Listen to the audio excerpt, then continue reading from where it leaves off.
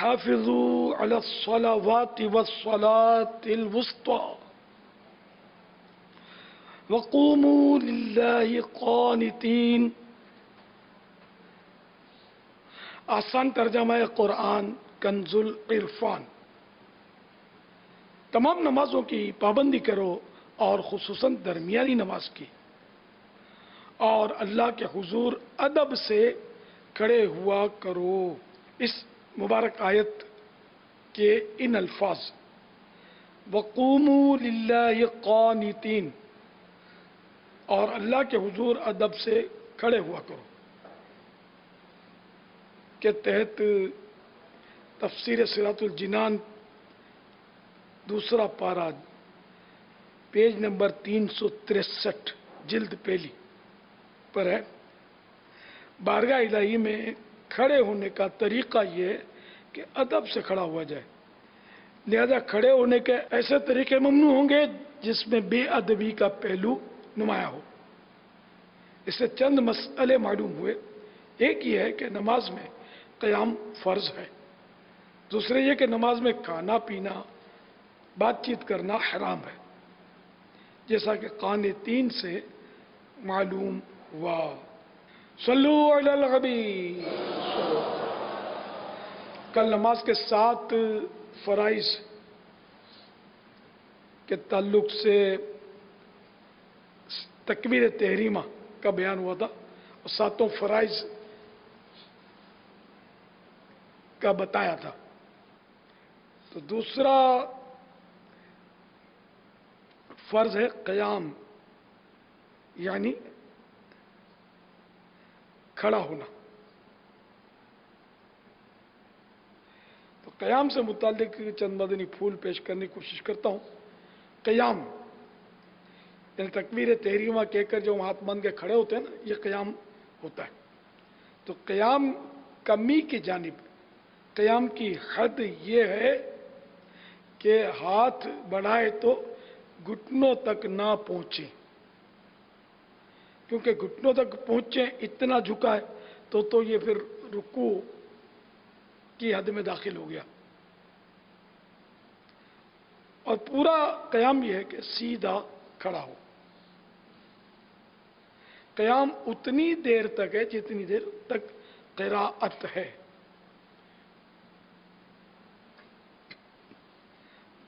بقدر قراءت فرض، قیام بھی فرض، بقدر واجب واجب، اور بقدر سنت سنت، یعنی جتنا پڑھنا قراءت نماز میں فرض ہے قیام میں، اتنی دیر قیام بھی فرض ہے، اور جتنا واجب ہے اتنا واجب، اور جتنا پڑھنا سنت اتنا سنت۔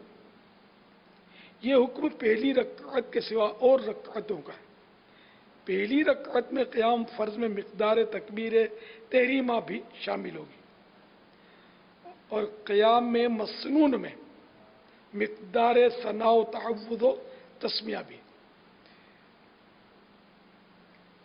یعنی جتنا قیام سنت ہے اس میں ثنا پڑھنا، جتنی دیر میں ثنا پڑھ لے، اعوذ باللہ من الشیطان الرجیم بسم اللہ الرحمن الرحیم پڑھ لے، تو اتنا یہ سنت اس میں بتایا گیا ہے۔ فرض، وتر، عیدین اور سنت فجر میں قیام فرض ہے۔ اگر بلا صحیح عذر کوئی یہ نمازیں بیٹھ کر ادا کرے گا تو نہ ہوں گی۔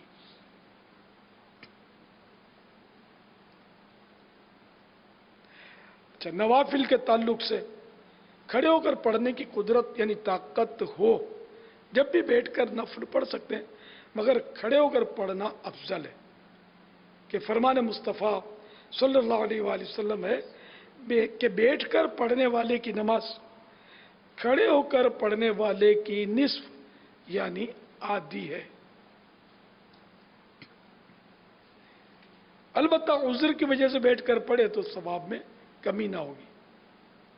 یہ نفل کے لیے کہ یوں سمجھو کہ اگر بیٹھ کر نفل پڑھیں گے تو آدھا ثواب ملے گا، کھڑے ہو کر پڑھیں گے تو پورا ثواب ملے گا، اور اگر کسی مجبوری کے تحت بیٹھ کر پڑھا تو پورا ثواب ملے گا۔ یہ جو آج کل عام رواج پڑ گیا ہے کہ نفل بیٹھ کر پڑھا کرتے ہیں، بظاہر یہ معلوم ہوتا ہے کہ شاید بیٹھ کر پڑھنے کو افضل سمجھتے ہیں. ایسا ہے تو ان کا خیال غلط ہے. وتر کے بعد جو 2 رکعت نفل پڑھتے ہیں ان کا بھی یہی حکم ہے کہ کھڑے ہو کر پڑھنا افضل ہے. اور اس میں اس حدیث پاک کو دلیل لانا کہ حضور اقدس صلی اللہ علیہ وآلہ وسلم نے وتر کے بعد بیٹھ کر نفل پڑھے، تو یہ عذر، یہ دلیل ہمارے حق میں درست نہیں کہ یہ حضور صلی اللہ علیہ وسلم کے مخصوصات یعنی خصوصیات میں سے ایک غلطی جو کی جاتی ہے اس کی نشاندہی کرتا ہوں.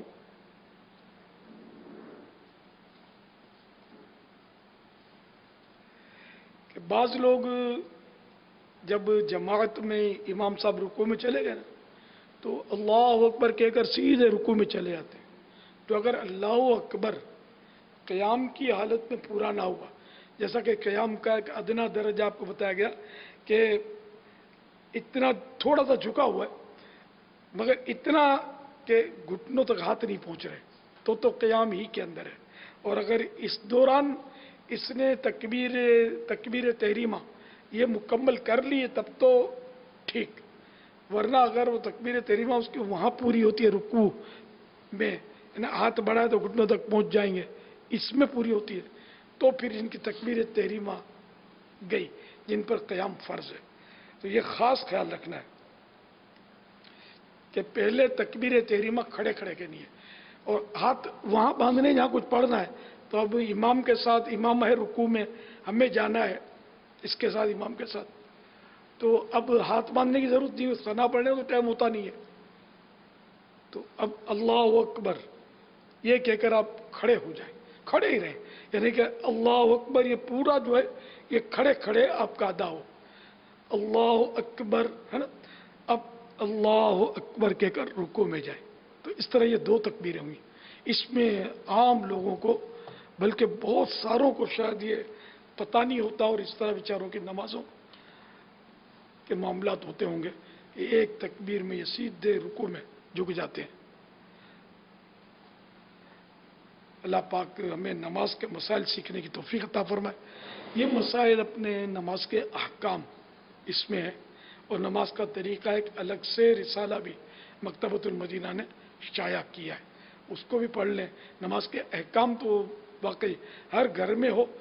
اسلامی بہنوں کی نماز بھی ایک کتاب ہے مکتبۃ المدینہ کی، وہ بھی گھر میں ہونی چاہیے تاکہ نمازوں کا طریقہ تو پتہ چلے کہ ان میں وضو، غسل، جمعہ، عیدین، جنازے کی نمازیں، کئی مسائل ہیں اس میں نماز کے احکام میں، تو یہ آپ کے پاس ہونی چاہیے.